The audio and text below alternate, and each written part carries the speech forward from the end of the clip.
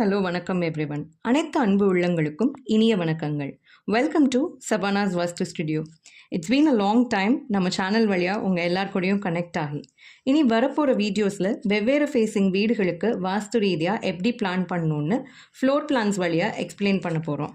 இன்றைக்கி இந்த வீடியோவில் நம்ம பார்க்க போகிறது ஒரு ஈஸ்ட் ஃபேஸிங் வீடை ஒரு கிரவுண்ட் இடத்துல சுற்றி இடம் விட்டு 1 BHK வீடாக எப்படி வாஸ்து ரீதியாக பிளான் பண்ணணும்னு பார்க்கலாம் வாங்க. நம்ம சேனலோட முந்தைய வீடியோஸில் 9 கட்டங்களாக எப்படி வாஸ்து மண்டலங்களாக பிரிக்கிறது, என்னென்ன ஜோன்ஸ்க்கு என்னென்ன விளக்கம்னுலாம் பார்த்துருக்கோம். ஸோ இந்த பிளானையும் அதுபடி 9 மண்டலங்களோட லேஅவுட்டை பிளேஸ் பண்ணி ஃபர்தராக ஜோனிங்கை எக்ஸ்பிளனேஷனாக எக்ஸ்டீரியர்லேருந்து இன்டீரியர் ஸ்பேசஸ்க்கு பார்க்கலாம்.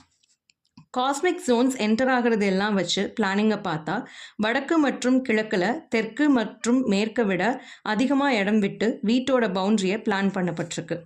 இது ஈஸ்ட் ஃபேஸிங் ஹவுஸ் தான். ஸோ நேச்சுரலாகவே முன்னாடி அதாவது ஈஸ்ட் ஜோனில் வெஸ்ட்டை விட இடம் அதிகமாகவும் பார்க்கிங் ஆர் வராண்டா ஏரியா வந்துடுது.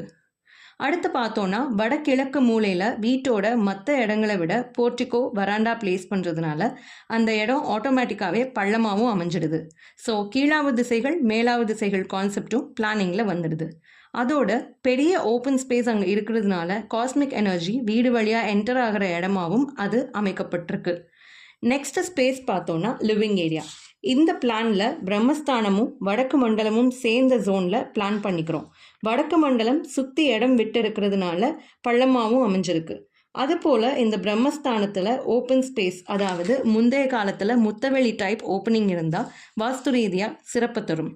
ஸோ நம்ம வீடு கட்டுறப்போ ரூமில் ஸ்கைலைட் ஓப்பனிங்ஸ் வச்சு பிளான் பண்ணிக்கலாம், அல்லது ஹை சீலிங் டைப்பாக பிளான் பண்ணுறதுனாலும் பண்ணிக்கலாம். இஃப் சப்போஸ் நம்ம டியூப்ளே ஹவுஸை பிளான் பண்ணுறோம் அப்படின்னா. அடுத்து கிச்சன் அக்னி மூலையில், அதாவது சவுத் ஈஸ்டில் பிளேஸ் பண்ணியிருக்கோம். கிச்சனோட இன்டீரியர் ஸ்பேசஸை எப்படி வாஸ்து ரீதியாக பிளான் பண்ணணுன்னு தனி வீடியோவில் சொல்லியிருக்கோம். அதோட லிங்க்கும் டெஸ்கிரிப்ஷனில் கொடுத்துருக்கேன். நெக்ஸ்ட் பார்த்தோன்னா டைனிங்.